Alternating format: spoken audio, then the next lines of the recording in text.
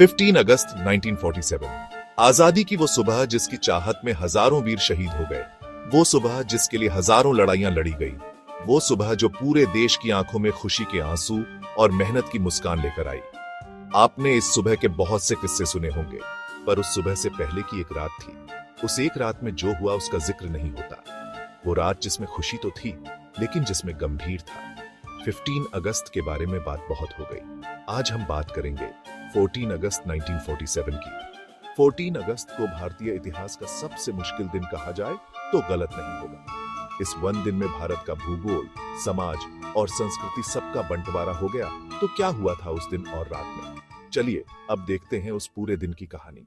भारत 15 अगस्त को आजाद हुआ था, लेकिन उस आजादी में जो दर्द था वो वन दिन का नहीं था। अंग्रेजों के खात्मे की कहानी साल 1947 की शुरुआत में लिखनी शुरू हो गई थी।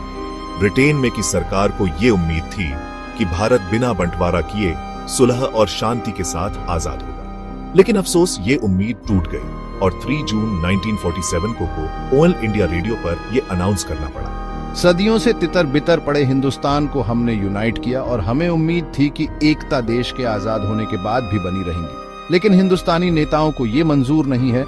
इसलिए हमारे पास देश का बंटवारा करने के अलावा और कोई चारा नहीं है।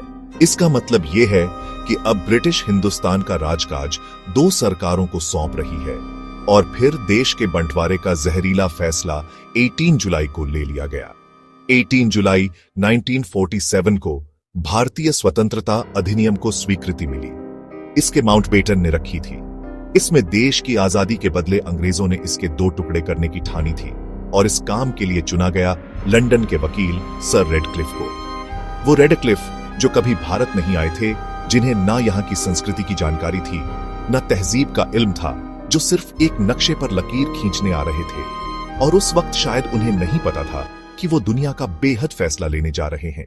सिर्फ एक फैसले की वजह से लाखों लोगों को अपना हर बार छोड़ना पड़ा, अपनी जमीन जायदाद छोड़कर चले जाना पड़ा। लाखों लोग मकान, दुकान और संपत्ति से रातों रात बेदखल होकर सड़क पर आ गए। भारत पाकिस्तान बंटवारे की त्रासदी सदियों तक याद रखी जाएगी।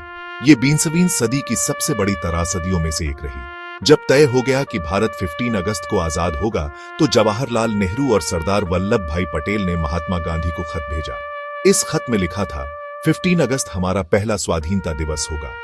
आप राष्ट्रपिता हैं, इसमें शामिल हो, अपना आशीर्वाद दें। महात्मा गांधी आजादी के दिन दिल्ली से हजारों किलोमीटर दूर बंगाल के नोआखली में थे, जहां वे हिंदुओं और मुसलमानों के बीच सांप्रदायिक हिंसा को रोकने के लिए अनशन पर थे।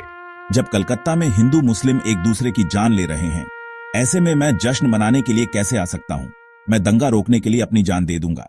14 अगस्त की शाम नेहरू अपने 17 यॉर्क रोड वाले घर पर इंदिरा गांधी और पद्मजा नायडू के साथ बैठे हुए थे।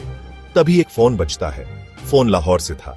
फोन रखते ही नेहरू का चेहरा लाल बढ़ गया था और आंखें आंसुओं से भरी हुई थी। लाहौर के नए प्रशासन ने हिंदू और सिख इलाकों की पानी की सप्लाई काट दी। लोग प्यास से पागल हो रहे थे और जो औरतें और बच्चे पानी के तलाश में बाहर निकल रहे थे, उन्हें चुन चुनकर मारा जा रहा है। ऐसे में वो अपने 15 अगस्त का भाषण कैसे दे सकते हैं? वो कैसे कह सकते हैं कि वो देश की आजादी बहुत खुश हैं, जबकि उनका लाहौर चल रहा है? 14 अगस्त 1947 के बाद संविधान सभा की 5वीं बैठक में भारत की आजादी का ऐलान किया गया। बैठक की शुरुआत रात 11 o'clock बजे संविधान सभा के अध्यक्ष राजेंद्र प्रसाद की अध्यक्षता में स्वतंत्रता सेनानी सुचेता कृपलानी के वंदे मातरम गीत को गाने के साथ हुई। फिर राजेंद्र प्रसाद का अध्यक्षीय भाषण हुआ। इसके बाद डॉ. एस. राधाकृष्णन ने संविधान सभा के सामने आजादी का प्रस्ताव रखा। 11:55 पर संसद के सेंट्रल हॉल में नेहरू की आवाज गूंजती है। ये वो भाषण था जिसे एट डेस्टिनी के नाम से जाना जाता है, जिसे वो कहते हैं कि हमने नियति के साथ एक वादा किया था और अब समय आ गया है कि हम उस वादे को पूरा करें। शायद पूरी तरह नहीं, पर कम से कम जहां तक हो सके वहां तक तो जरूर आंधी रात के वक्त जब पूरी दुनिया सो रही होगी, तो भारत जीवन और आजादी की नई सुबह में अपनी आंखें खोलेगा। संविधान सभा में तालियां थम नहीं रही थी। सदस्य मेचे थपथपा रहे थे। स्वागत था एक नए भारत का, एक नए राष्ट्र का। वीडियो इंफॉर्मेटिव लगे तो लाइक सब्सक्राइब कर दो और कमेंट में बताओ कि वीडियो कैसे लगे, ताकि आगे आने वाले वीडियो में सुधार करें।